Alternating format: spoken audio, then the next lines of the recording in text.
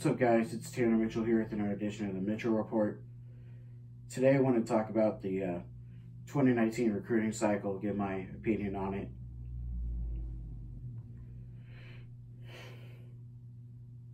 You know, when it started,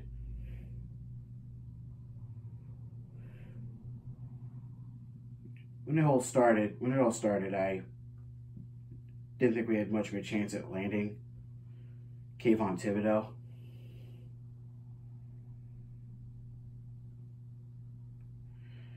Saw him as this untouchable kind of guy, the kind of guy that we typically just don't get.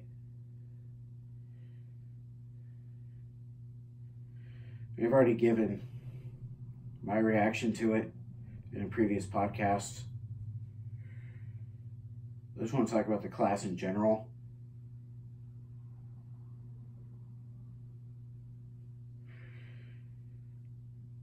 Honestly, this recruiting cycle went better than I think anyone thought it would. You know, third coach in 3 years, to be recruiting at a top 10 level.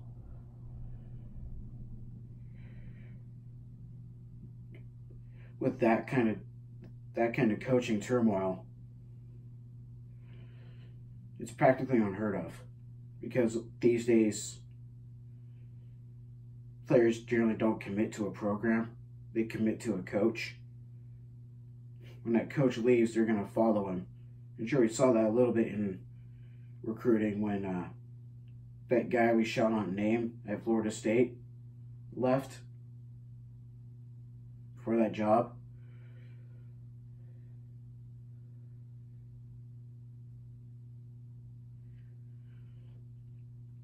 We saw some of his commitments follow him. You know, guys like Trayshawn Harrison, who was an Oregon commit until SWT left.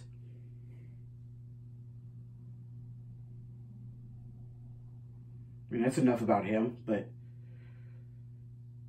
the point I'm trying to make is that be recruiting at this level with this kind of coaching turmoil,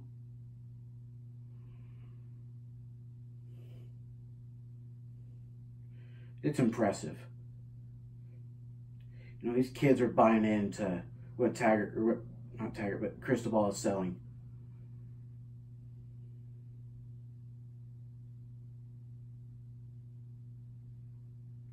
They're buying into what Mario Cristobal is selling.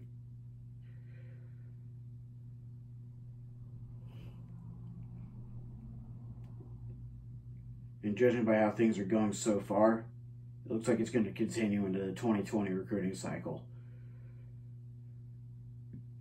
with five-star athlete Savell Smalls being still committed to Oregon, despite being heavily recruited by Washington right now. I mean, the guy's from Seattle, so you figure they're going to want to keep, the Fuskies are going to want to keep a guy like Smalls in town. I mean, it would be really nice to win that recruiting battle, though.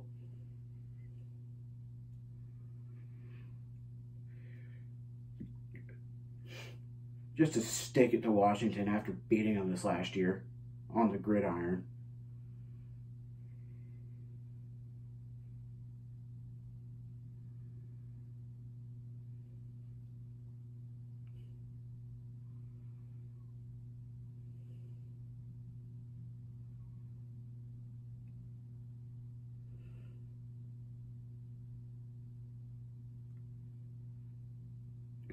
You know, they address needs in a very big way. The coaching staff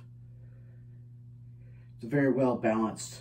The 2019 class is very well balanced.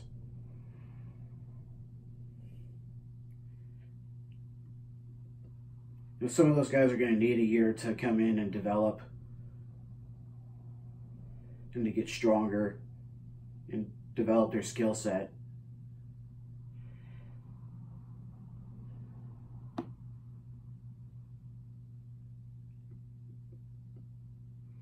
But there a couple of guys that I think can come in and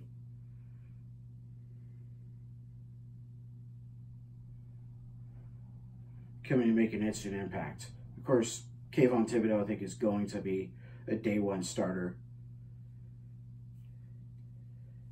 I think he's going to be a day one starter. I don't think there's any discussion about that.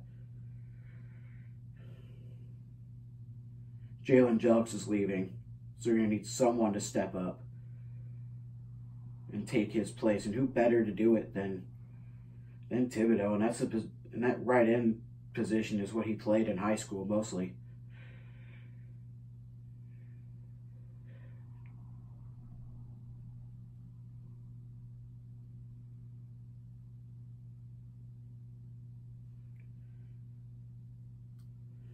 I also think a guy like, with how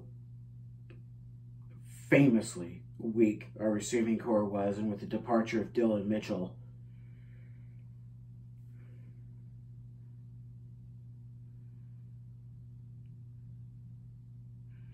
I think a guy like Micah Pittman could come in and make an instant impact at receiver. He's very highly recruited out of the LA area. One of the best receivers in the state of California, so it's got to count for something.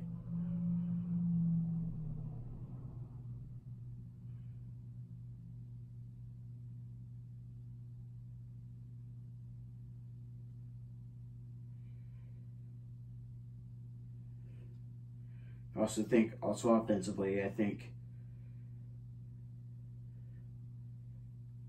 a guy like Male Sala, the big 6'7", 350 plus offensive lineman, I think he could be very impactful on the power run plays on the short yardage situations.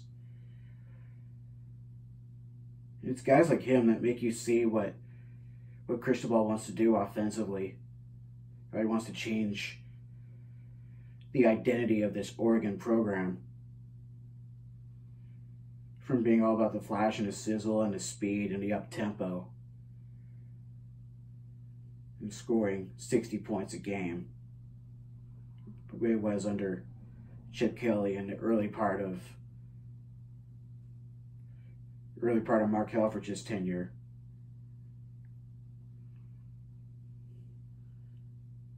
Well, he was still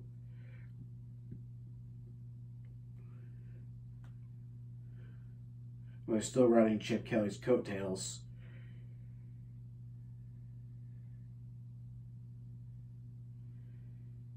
Cristobal wants Oregon to be more like Alabama.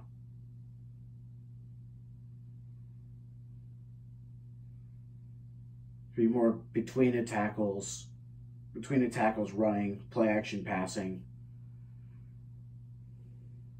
Just a hard-nosed power offense.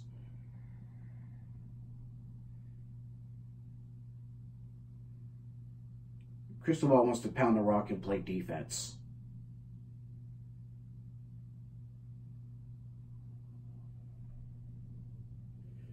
I think with the guys we got coming in, and the guys that are coming back, I think this 2019 class could at least help pave the way for the future. I still think this next year is going to be a good year for the Ducks. Do I think we're getting into the playoff? No. I think we still got work to do. You see how nasty teams like Clemson, teams like Alabama, teams like Oklahoma, Notre Dame, you see how nasty they are. I still say we got work to do, especially in the passing game. So we can't just run the ball 50, 60 times a game and expect to win in today's day and age. We can't just run the ball that many times and score 17 points a game and win. We're not Stanford. We're not Stanford of the early 2010s that could do that.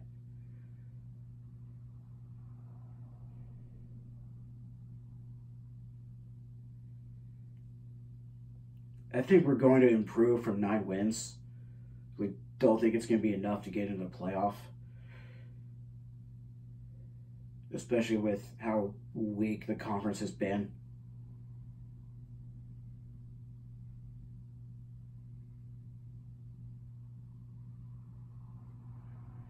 How weak the conference has been really since we beat Florida State.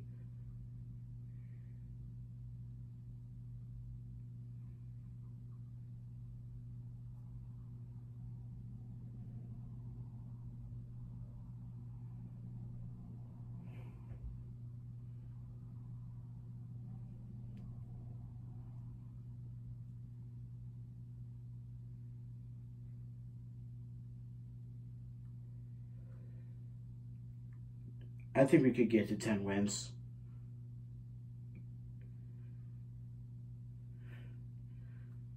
I really think the most challenging game of the year is going to come in the opener against Auburn in Dallas.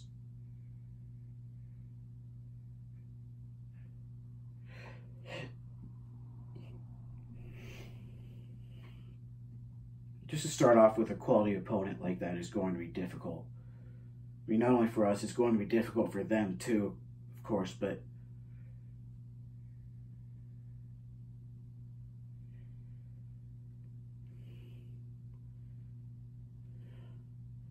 well,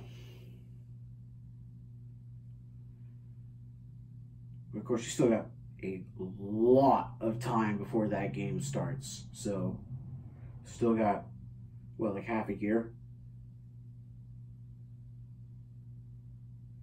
Got half a calendar year still.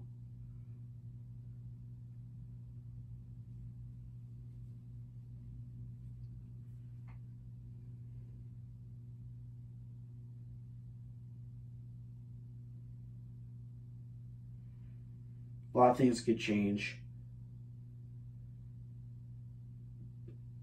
We also still don't know about the status of a four-star receiver from Utah, Puka Nacua. We also don't know about that grad transfer from Penn State, Jawan Johnson. We don't know where they're going.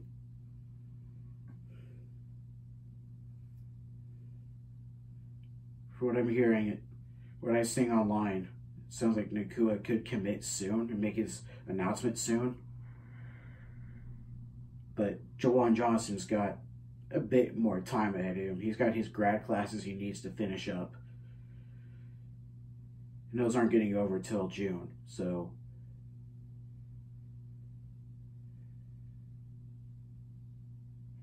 it's kind of like the whole Vernon Adams thing all over again, except there's no test. We need to pray that he passes to be eligible to be a grad transfer. It's not like Vernon Adams, because Adams didn't have to sit out any time because he was going from one level to the next. He's going from the championship subdivision to the bowl subdivision.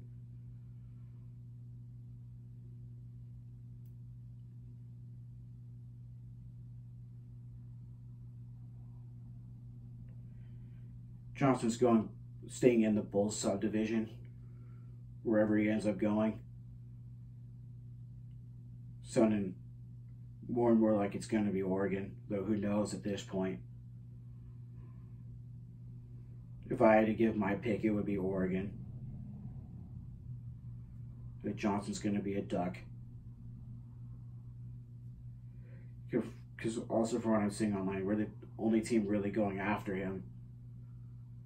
And to have a senior leader like that in a receiving corps with all these young guys coming in would be huge. It would be huge. A guy that's played at a high level, played on a big stage at Penn State. Say what you will about the program.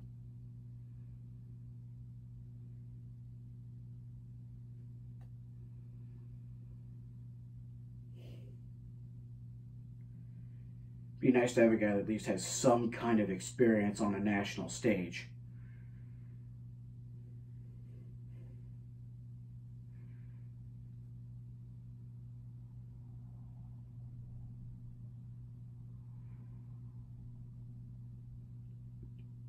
with Nakua, I could see him committing to USC because of all the clutter. Just because of all the clutter that's already there at receiver here in Eugene.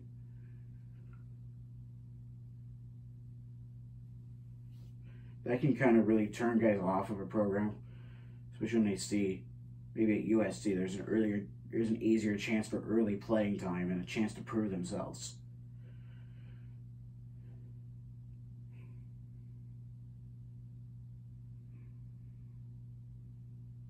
If I had to make a prediction on that, I would say he's going to commit to USC. And that clutter at receiver could be why we didn't get Kyle Ford. Is probably why we didn't get him. And we only have like a couple open spots anyway, still.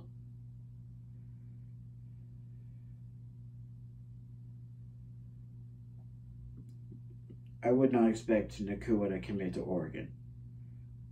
Johnson, on the other hand, because he's a transfer, I could see it. And I think he would start immediately. Can't say the same for Nakua.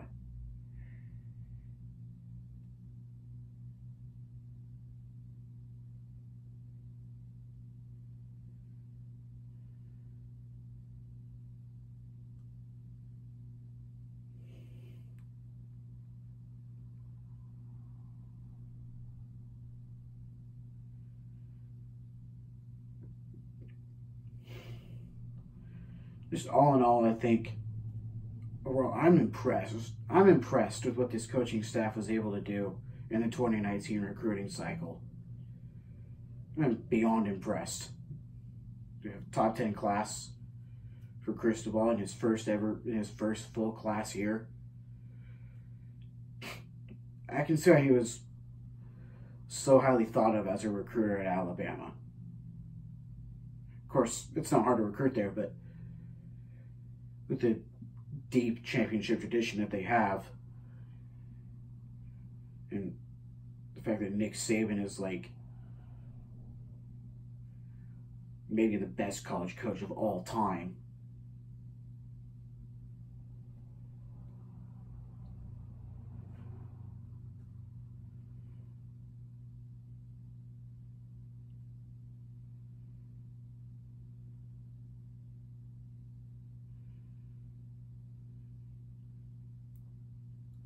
It's not hard to recruit there, but you see that we have a top 10 class.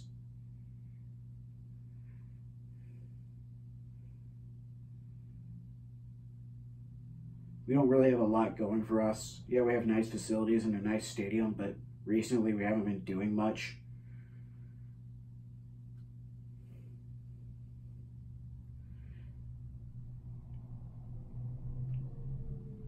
But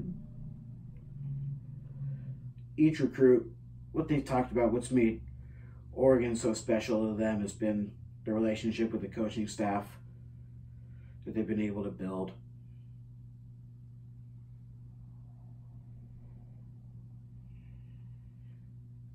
And that's really been a big secret to the recruiting success. Are able to finish ahead of, in recruiting anyway, finish ahead of even right now the defending national champions, the reigning national champions, Clemson.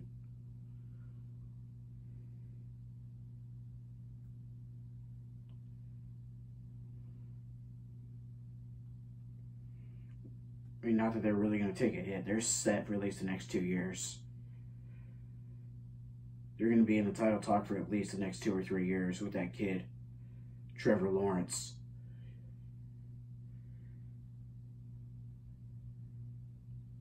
That kid, Trevor Lawrence, and their top receiver, Justin Ross. They were both true freshmen this year.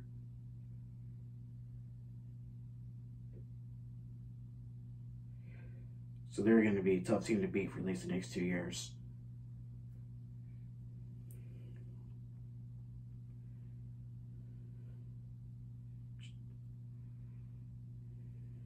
They address needs. The Ducks coaching staff addressed needs in recruiting this year in a very big way.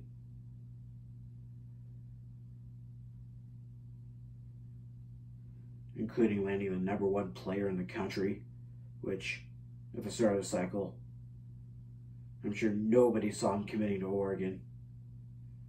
Of course, I was hoping he would, but I saw that really as a pipe dream. It's because we don't land players of his level, of his caliber. We don't get those commitments. They go to Alabama. They go to the some SEC school. They go to Clemson. They go to Florida State. And then, I think the thing that really did it, how we were able to land Thibodeau, was the Washington game.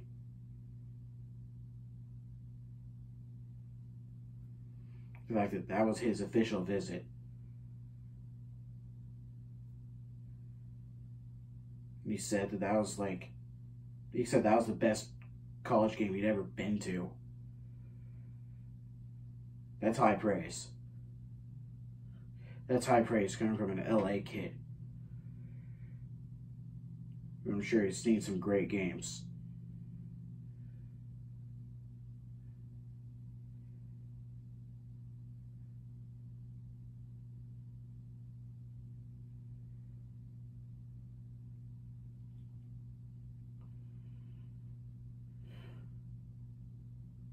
It's a very balanced class, the 2019 class. Good balance of offense and defense, and they addressed receiver really well. Bringing in guys that hopefully can actually catch the football. Can actually do their job. I'm hopeful that in a couple of years, maybe the 2020-2021 season, we'll be competing for the national championship. We'll be competing again for the playoff. I don't think we're getting there this year, though. If we do get there,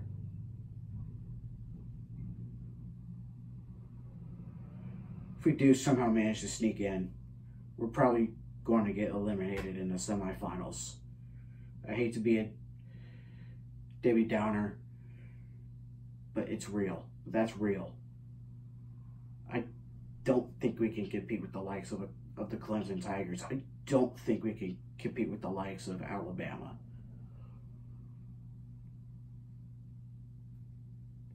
Yes, this recruiting class was great, but it's a starting point. We typically need like 2 years. 2 years. 1 year to come in and develop their size, get bigger, get stronger. And to develop their skill set. And then another year of actually being on the field. Getting that experience. Usually that third year they're on the team is when they start to take off. If they're going to. But there have been some top-end classes that have flopped, just as a reality. Not saying that I think this one's going to, because I don't.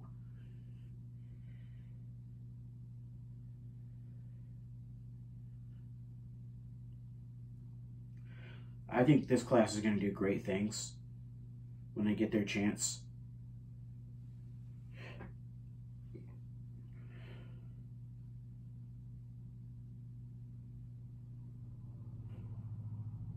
That's just it, is when they get their chance.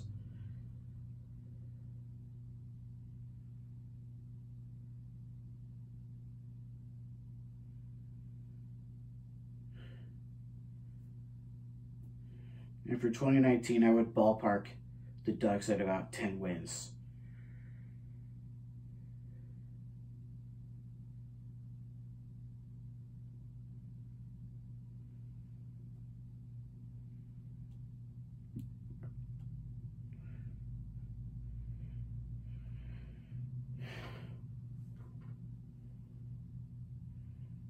This was an impressive recruiting cycle, and I've said that time and time again, but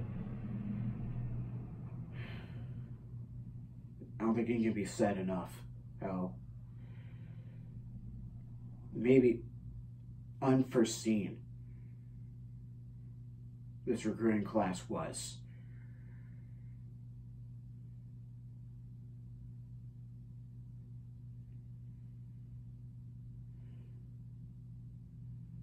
That's all I have for today. I know it's a longer one. This is going to be a longer episode, but just thank you for watching. If you liked the video, go ahead, slap that like button. And subscribe to my channel for more. I'll put links to my social media accounts in the description. Go ahead and throw me a follow.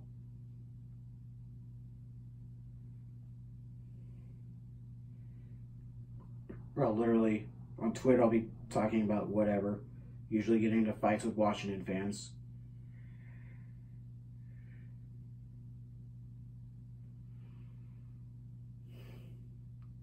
My Facebook, though, is my main home of this podcast.